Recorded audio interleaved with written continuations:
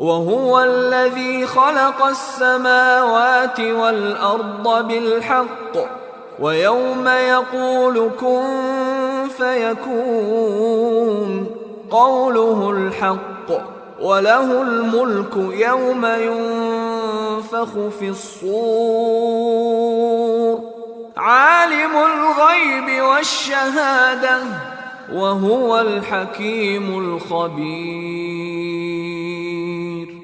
وهو الذي خلق السماوات والارض بالحق، وہی تو ہے، ہوا کا مطلب بھی وہ ہستی ہے اور الذی کا مطلب بھی وہ ہستی، تو دو کلمات ساتھ ساتھ آگے ہیں ایمفیسائز کرنے کے، تو وہی تو ہے خلق السماوات والارض، جس نے پیدا کیا ہے آسمانوں کو اور زمینوں کو حق کے ساتھ، برحق پیدا کیا ہے۔ وَيَوْمَ يَقُولُ، اور اس دن وہ کہے گا کن فیکون، کن ہو جا، فیکون پس وہ چیز ہو جائے گی۔ قولہ الحق، اس کا ارشاد، اس کا فرمان عین حق ہے۔ وَلَہُ، وہ کہ معنی اور لہو، اور اس کے لیے ہے، ملک اس کے لیے ہے بادشاہی۔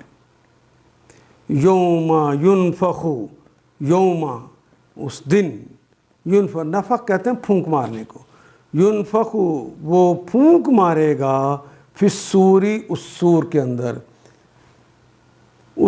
جس روز سور پھونکا جائے گا۔ عالم الغیبی، وہ عالم ہے، وہ سب سے زیادہ جاننے والا ہے، غیبی غیب کی باتوں کو، الغیب آ گیا سارے کے سارے غیب کو، والشہادہ اور جتنی چیزیں ظاہر ہیں ان سب کو جانتا ہے، وہ حکیم الخبیر، اور وہ ہے حکیم دانا و بینا، الخبیر اور ہمیشہ ہمیشہ کی وہ خبریں رکھنے والا ہے، کیونکہ دونوں کلمات فاعلون کے وزن پر آگے ہیں۔ وہ غیب اور شہادت ہر چیز کا عالم ہے اور دانا ہے اور باخبر۔ ان آیات کو ایک دفعہ پھر تلاوت خود کیجیے، عربی و مبین پڑھتے ہوئے دیکھیے کیا بات پوری اندر اتر رہی ہے، کیا یہ اردو کے سانچے میں ڈھلتی گئی ہیں عبارتیں۔